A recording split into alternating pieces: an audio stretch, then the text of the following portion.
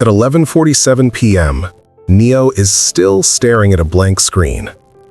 Not because he's lazy, but because his mind is completely shut down. The room is silent, the kind of silence that makes the ticking clock feel loud. His fingers move across the keyboard, fast at first, then slower, until they stop. A blinking cursor, a blank page, and a deadline that won't wait till morning.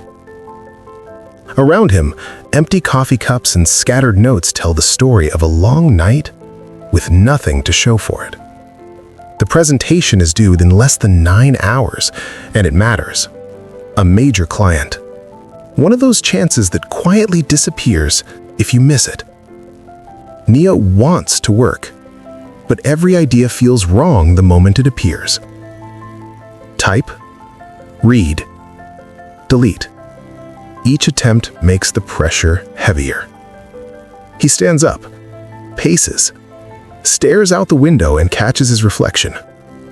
Tired, frustrated, quietly panicking.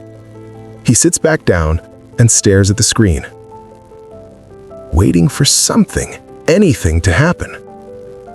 Nothing does. Then his eyes drift to his phone. It's been there all night. He's already tried everything: music, breaks, coffee, more coffee. Time is running out now, and desperation makes strange ideas feel reasonable. He unlocks the phone, opens an AI app, then hesitates. Asking a machine for creative help feels wrong. Creativity is supposed to come from inside, from instinct, experience, emotion. He almost puts the phone down. But doing nothing hasn't worked either. Neo doesn't need perfection. He doesn't need genius. He just needs a starting point.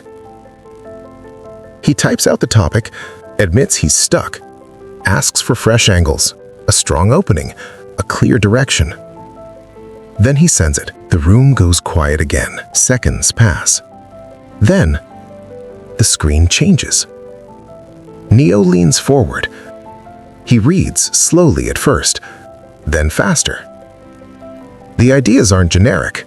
They aren't recycled. They're different, unexpected. Not answers, but perspectives. Not instructions, but sparks. Something loosens. Neo sets the phone down and turns back to the computer. The blank page doesn't feel so heavy anymore. He types a sentence, edits it, doesn't delete it, adds another. Momentum builds. His ideas wake up. The AI didn't replace his thinking, it unlocked it. Time moves differently now.